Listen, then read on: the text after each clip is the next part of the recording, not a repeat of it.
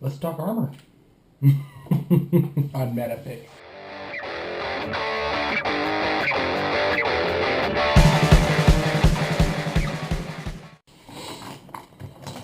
All right.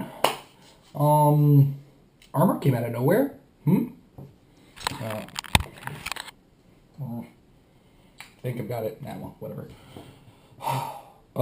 Yeah, armor came out of nowhere in keywords, eh?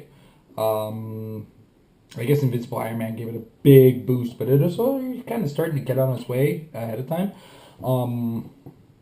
And it seems to be the new emerging mystical type keyword, where it's that keyword that happens to bring a lot of tools to the board that are absolutely fantastic. A couple figures stand out to me. One of them on which I don't have, but two of them are his younger sibling brother type dealies. Of course, being the Iron Pharaoh, who's made his mark on the ROC as the anti-mystical piece. I brought out Iron Paladin and Iron Slayer. Iron Paladin, not so much an effect here. I'm more going towards the Iron Slayer. The Iron Man chases come with a neat little aspect, and it's that I believe it's their white power of something, like it'll be a white attack power, damage power, whatever, depending on the figure, or it might even be a trait. I'm not 100% sure. But what it does is it gives them +1 attack, +1 damage, and the character shares a keyword. Now, Iron Pharaoh obviously makes him great because he's the anti-armor and the anti-mystical. Not the double anti, just he's an anti-mystical, anti-armor, both of which are emergingly awesome generic keywords. But the Iron Slayer stands out to me mostly because okay, don't quote me on this, and I don't have the card on me. I probably should have done my research.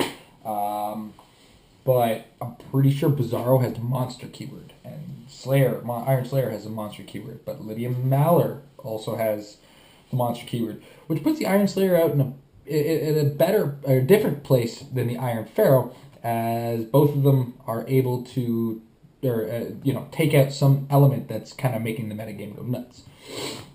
Of course, one of the big guys that makes armor amazing now is Split Lip, because he basically allows armor teams to maintain theme and grab a Hammer Book of Skulls and make it effective as well. I mean, the Book of Skulls on its own without Split Lip, it's slow.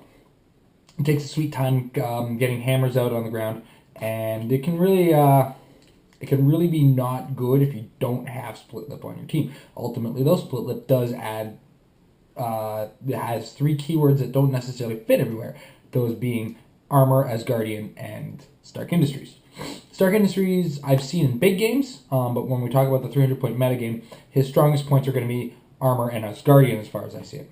Asgard got a big boost with the addition of both Split Lip and the Asgardian Souls, but I don't think it got as much of a boost as the Armor team in and of itself, because the Armor being a generic keyword makes it go. Now with the new generic keyword effect on the as far as making a theme team, the loss probability control doesn't affect the Armor team as much, because there are characters like Tony Stark that can support them with his Perplex, as well as his neat Mind Control, which gives extra actions if you can start pumping them through Tony Stark. Plus you got characters like the Blue Beetle here, who has his own personal, for those of you who remember this card, Protected attached to him, as well as his own personal probability control for attacks against him and attacks from him. As well, he comes with Mystical and the Mystic's team ability. So there's the Blue Beetle to look at too. So Blue Beetle, Split Lip, Tony Stark all kind of add to the greater effect of this. Some other characters that have kind of stood out for me. One of them, I have to put it this way very carefully. The Silver Samurai is a good alpha striker if you can roll 4, 5s, and 6s on your die roll and drop Scotty's hammer on him. I did have a team that was 300-point meta team that was very disgusting in the use of Silver Samurai with the Iron Man drone. Having Tony Stark on the team makes the Iron Man drone move for free. So on the first turn, as the start of the turn, I took the Iron Man drone, moved him for free out 5 squares, because rule of 3 affects both ways, plus and minus. Dropped the Silver Samurai 5 squares away. Used the beginning of the turn hammer ability to drop a hammer on the Silver Samurai. Silver Samurai now had Scotty's hammer, which made his exploit weakness not, or his penetrating damage not just on 1, 2s, and 3s on his sword. Now, every time that I've used that, I've rolled 4s, 5s, and 6s, so I haven't seen it fall apart in my face yet, which I really need to have happen to me. That way, I'll lose faith in how effective the Silver Samurai is. But as well, you gotta remember that he comes with a 14 attack, and his traded phasing that you can use as a free action. So come turn 2, Silver Samurai can move 9 squares, 1, 2, 3, like up 9, right in front of somebody, exploit weakness, Blade's Claws in their face. If you can find a way to get the damage up, and awesome, that would be amazing, and I would talk all about that. But given the 300-point range, that's what you're dealing with. This guy kind of stood out to me in a different way. This is the 83-point Pseudosaurus Chase Batman. At first glance, he's a Batman. I mean, how does he fit in the team? Well, for one, he's got 4 range, which, okay, mark at that. But he comes without wit, which is an important power in any team.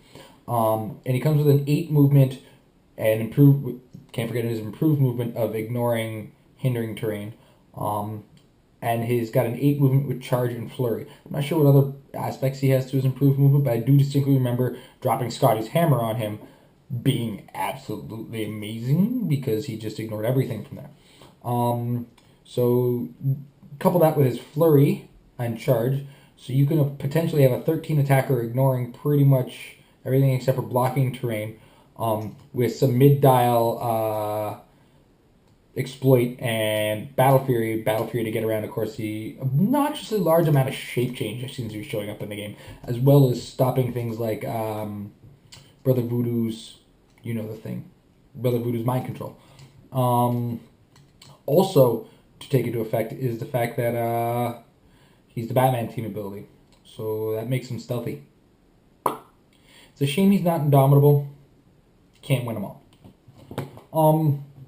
So yeah, that's the armor keyword. It's kind of the new emerging thing, I think, in the meta. A lot of teams are playing them. There's a lot of options. Some that I didn't present today would be the Silver Centurion, who is quite amazing in the metagame, especially with his ability and some funkiness with Tony Stark that I've heard about, but I can't confirm, so I'm not going to confirm. I guess there's the Iron Man that's playable at 125 points that ignores resource damage for the most part. The one I'm talking about, the 10th anniversary one. I already mentioned him in the counter meta. Play him at his lower point value, and he kind of adds to this team as well by being, the counter to this team itself. Anyway, so in a nutshell, that's the armor keyword and how it's emerging in the metagame. Will we see an armor team win at Worlds? Who knows? I'm based on the last ROC that actually had resources allowed. The metagame seems to be changing frequently, and it's once again kind of like when the Infinity Gauntlet was out. There was not a whole lot of repetition, and that's exciting. I like when the metagame doesn't repeat itself. It doesn't have a whole lot of repetition, and it makes me feel good. And players who are playing in this manner should be proud of the fact that everything is kind of varied. You've got to prepare for more things. You don't just have to prepare for Ghost Rider, Brother Voodoo, and Scarlet Witch by bringing Ghost Rider, Brother Voodoo, and Scarlet Witch. So yeah, that's that in a nutshell. How would you beat the armor keyword? Well, of course, what better to beat the armor keyword than the thing that makes the armor keyword great? There are countermeasures coming from other directions as well. But it's a potent team that I think can go toe-to-toe with Mystical. Don't quote me on that. But by all means, when you watch a little later in this episode, bring it. And we'll see how that goes. So, thanks for watching this episode of Metafix. That's the armor keyword in a nutshell. Kind of one of my new pet projects in the meta. This has been the one I've been keeping secret the whole time. I just haven't had one to talk about it until I understood it more. So you've seen some more characters, seen some more things that can be done with it. So thanks for watching. Now, I know last week I mentioned that we were going to have a contest for the Book of Skulls, which is upstairs somewhere. We showed it to you. Shh, quiet. It is a Book of Skulls without Scotty's Hammer with the proper card for the rules of it. And what we're going to do is we're going to have a pseudo tournament. Your team is built to beat the armor keyword team. Now there's obvious answers to it in the 10th anniversary Iron Man and the etc. So what your team is actually going to have to do is there's a pseudo gauntlet you've got to run. First you got to get past the armor team. Then you've got to get past a mystical team. Then you've got to get past 2 ROC winner teams that I'm going to pick at random from ROCs that have happened so far. So originally I was going to say beat my armor team, but I figured this is Metafix. You've got to be ready for everything. And we're trying to talk about being ready for everything. So that said, I want you to be ready to beat the top stuff. So yeah, in a nutshell, you bring it. Amber's going to be playing your team. We will not necessarily be filming these. We will be taking pictures. And we will announce our winners as we go, or some tournament progression. The tournament will begin at the beginning of we're going to go mid-April. So April 14th, I want all your submissions in. So we want them in your comment section below, the comment section in the Reddit post that you might have linked to this from. We want to see them in our email. We want to see them on our Facebook page. Throw them at us. We want to see what you've got. April 14th, we start grinding them down to whatever's left. And the winner will be announced when we are done. What we might do is we may film the last couple games and do a little edited episode for you guys just to kind of get you all pumped up. We'll see. No promises on that. But we do want to see what you guys have brought. So be ready for 3 rounds of the gauntlet, the Meta Gauntlet. Beat an armor team, beat a mystical team, beat an ROC winning team. All right, guys. Thanks for watching.